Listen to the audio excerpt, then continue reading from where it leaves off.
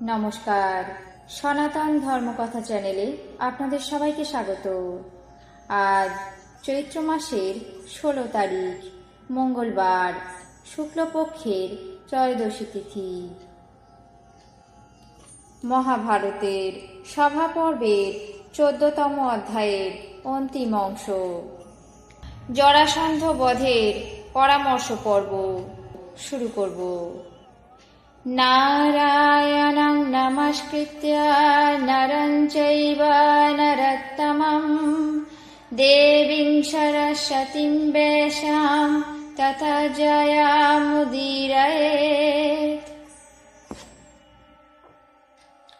যুধিষ্ঠিরের কথা শুনে ভীম বললেন, যে রাজা যুদ্ধ চেষ্টায় পরান্মুখ এবং দুর্বল, উপায় শূন্য হয়ে বলির সঙ্গে যুদ্ধ করতে যায়, এরা উভয়েই অবসন্ন হয়।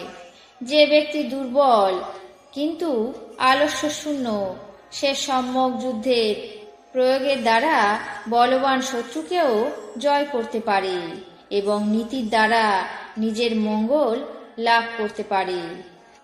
দেখো, কৃষ্ণের নীতি আমাদের বল, অর্জুনের জয় নির্ধারিত আছে। অতএব যেমন ত্রেতাগ্নি যজ্ঞ সাধন করে, সেইভাবে আমরা তিনজনে একত্র হয়ে জরাসন্ধকে বধ করতে পারব। কৃষ্ণ বললেন, মহারাজ যুধিষ্ঠির, অজ্ঞ ব্যক্তিরা পরিণাম বিবেচনা না করে কাজ আরম্ভ করে, এই জন্য লোকে সফল হতে পারে না।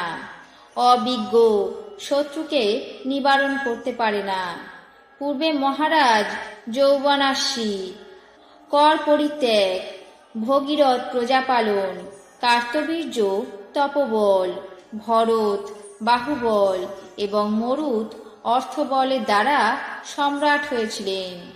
দেখো, এদের এক একটি গুণ থাকাতে এরা সাম্রাজ্য লাভ করেছেন, কিন্তু এক আপনাতেই সেই সকল গুণ আছে। হে রাজন, সত্যযুগে পূর্বোক্ত ওই সমস্ত রাজাগণ সুসাধ্য মন্ত্রের অনুষ্ঠানের দ্বারা ধর্ম, অর্থ এবং নীতির সঙ্গে সাম্রাজ্য লাভ করেছিলেন। এখন বৃহদ্রথ পুত্র জরাসন্ধ সম্রাট হয়েছেন। রাজাদের 100 বংশ তার কোনো ক্ষতি করতে পারে না, এই জন্য সে বল প্রয়োগ করে সাম্রাজ্য অধিকার করছে। রত্নশালী রাজাগণ সর্বদাই তার উপাসনা করেন, কিন্তু নীতি বিরুদ্ধচারী অজ্ঞ রাজাগণ তাতেও পরিতুষ্ট নয়। মূর্ধা অভিষিক্ত রাজাগণকে বল প্রয়োগ করে অধিকার করছে। সেই রাজাগণও স্বচ্ছন্দে জরাসন্ধের বশীভূত হয়ে পড়ছে। হে ধর্মাত্ম, আপনি অত্যন্ত দুর্বল হয়ে কিভাবে এর সঙ্গে সংগ্রাম করবেন? কিন্তু বলি প্রদানের জন্য সম্মানিত রাজাগণ প্রক্ষিত এবং প্রমুষ্ট হয়ে রুদ্রর উদ্দেশ্যে স্থাপিত এবং রুদ্রদেবের উদ্দেশ্যে উৎসর্গীকৃত হয়ে পশুদের মতো পশুপতির গৃহে বাস করে অতি কষ্টে জীবন ধারণ করছে।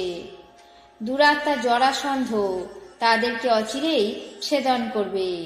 এই জন্যই আমি তার সঙ্গে যুদ্ধে প্রবৃত্ত হতে উপদেশ দিচ্ছি। এখন ওই দুরাত্মা 86 জন রাজাকে নিয়ে এসেছে।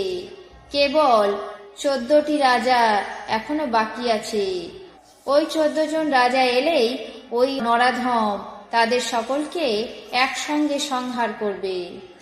হে ধর্মাত্ম, এখন যে ব্যক্তি দুরাত্মা জরাসন্ধের ওই ক্রূর কর্মে বিঘ্ন ঘটাতে পারবে, তার যশরাশি পৃথিবী মণ্ডলে প্রজ্বলিত হবে এবং যিনি তাকে জয় করতে পারবেন তিনি নিশ্চয়ই সাম্রাজ্য লাভ করতে পারবেন।